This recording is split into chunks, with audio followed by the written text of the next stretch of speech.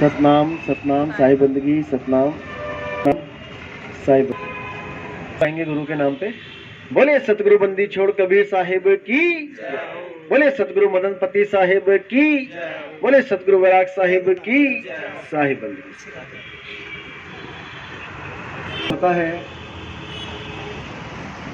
कि अब सत्य का प्रचार हो रहा है, धीरे धीरे लोग जुड़ रहे हैं सत्य से, क्योंकि कई कई युगों से हम लोग भटकते आ रहे हैं। इस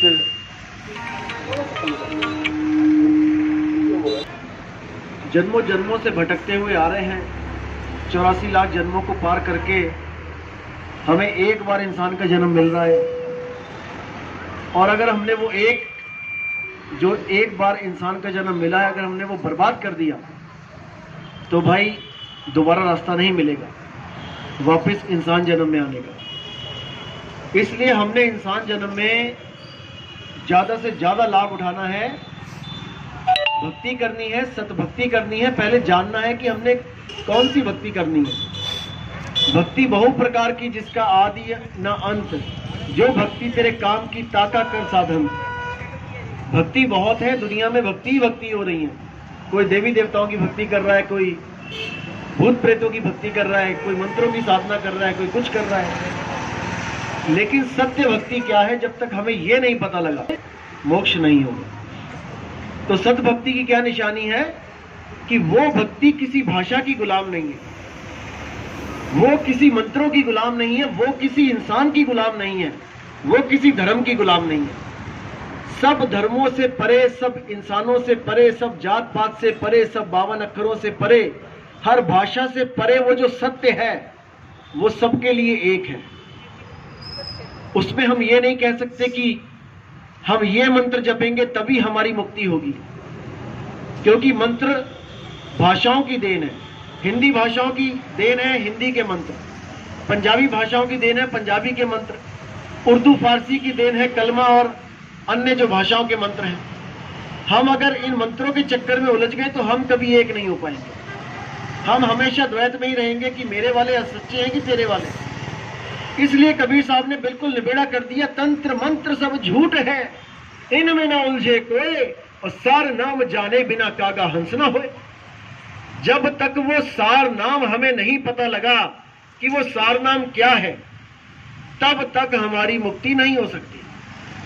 और वो सार नाम बताने वाला कोई आम आदमी नहीं है कि कोई कहे कि कोई गुरु किसी आश्रम में बैठा वो हमें सार नाम दे सकता है। कोई भी गुरु नहीं, कोई गुरु नहीं दे सकता।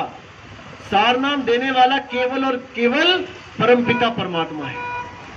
जब वही आता है किसी संत के रूप में, तब आके वो सार नाम देता है, वो निज नाम देता है, वो अकह नाम, अबोल नाम, अडोल नाम देता है। तब जाके ये सूरत स्थिर होती है, तब जाके इसको एक ठिकाना मिलता है, इसका आना जाना रुकता है। अगर वो सार नाम हमें नहीं मिला तो हम जितनी मर्जी भक्ति कर ले, जितना मर्जी तपस्या कर ले, जितना मर्जी जाप कर ले, हमारा कुछ नहीं बनेगा। हम इंसान जन्म में आए हैं, हमें तोता बना दिया गया मंत्रों को रटवा रटवा के। हम यहाँ तोता बनने नहीं आए हैं मेरे भाई। हम यहाँ पर उस अखंड नाद को, उस अखंड परमपिता परमात्मा को, उस बेअंत परवरदिगार को ध्याने के लिए आए हैं। ध्यान, जिसको ध्यान बोला है। तो नानक साहब कहते, जिन ही नाम ते आया और गए मसक्कत काल, नानक ते मुख उजले केती छूटी नाम। जिसने उस नाम का ध्यान करना सीख लिया, समझ लो उसको कोई रोक नहीं सकता। धुन में ध्यान, ध्यान में जाना, गुरुमुख अकत कहानी। वो अकत है, वो कथा नहीं जा सकता। उसको प्राप्त करने के लिए हमें भेदी सतगुरु चाहिए। जब तक भेदी सतगुरु हमारी जिंदगी में नहीं आया, तब तक समझो आपने कुछ भी नहीं किया। इसीलिए साहिब ने बोला, वस्तु कहीं ढूंढे कहीं, कैसे लागे हाथ, और गुप्त वस्तु तब मिले जब भेदी लीजिए साथ। जब तक आपको तंत्र मंत्र जंत्र, ये मंत्र जपवाने वाले गुरु आपकी जिंदगी में आते रहेंगे, आपको भेद नहीं मिल सकता। क्योंकि भेद का मतलब ही होता है कि वो वस्तु के साथ सीधे कनेक्शन करवा दे। जब आपका पर्स खो जाता है घर में कहीं पे, तो आप मंत्र नहीं जपते हो, पर्स नहीं करते हो, आप घरवाली से पूछते हो कि मेरा पर्स देखा क्या, वो बताती है कि बेड के नीचे पड़ा है या कहीं और अलमारी में पड़ा है। वो भेदी है, वो वस्तु तक आपको पहुंचा रही है, वो मंत्र नहीं जपवा रही है। इसी तरह वस्तु अगर चाहिए तो भेदी सतगुरु चाहिए, अगर मंत्र जपने हैं तो दुनिया भर के मंत्र हैं भाई, जपते रहो। तो भेदी गुरु क्या करता है, आपको सीधे वस्तु से लगाव करवाता है। जिस वस्तु को ढूंढने के लिए हम जन्म जन्म से ये 84 भोग के हर गर्भ में जाते हुए आज यहां बैठे हुए हैं, हम सबकी खोज एक ही है, वो है सतनाम सारनाम। सतनाम और सारनाम दो नहीं है, वो एक ही है। चाहे उसे सत्य कह लो, चाहे उसे सार कह लो। इसी का निबेड़ा कबीर सागर में पहली ही लाइन में बोला गया कि सत्य नाम है सार, बूझो संत विवेक करी, उतरो भवजल पार। सतगुरु का उपदेश यही कि वो सतनाम ही सार है। अगर कोई ये कहे कि सतनाम और सारनाम अलग अलग है तो उसको अभी पता ही नहीं कि सतनाम है क्या चीज। जैसे जल, वाटर, पानी, नीर, तोए, ये कहने में 5 हैं लेकिन ये एक ही है।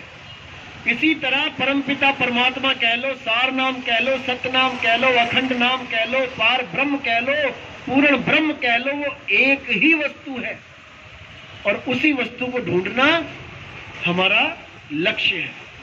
अगर हमने इस लक्ष्य को नहीं प्राप्त किया तो मेरे भाई 84 सामने है। ऐसी ऐसी जूनों में जाना पड़ेगा कि लहरा बदाना। उसी 84 को काटने के लिए हम गुरु धारण करते हैं, क्योंकि बंदी छोड़ में क्या बोला है, जिसने एक बार गुरु को धारण कर लिया और वो मर्यादा में टिक गया, उसकी 84 काट दी जाती है। 100% 84 काट दी जाती है, क्योंकि वो संस्कार ही इतने दिव्य दे दिए जाते हैं उस जीव को कि वो 84 में जा ही नहीं सकता। जैसे आप इंजीनियर, डॉक्टर हो जाओ, बहुत बड़े इंसान हो जाओ, बहुत पढ़े लिखे, कोई ओहदा मिल गया तो आप छोटी मोटी जगह पे जाओगे भी नहीं।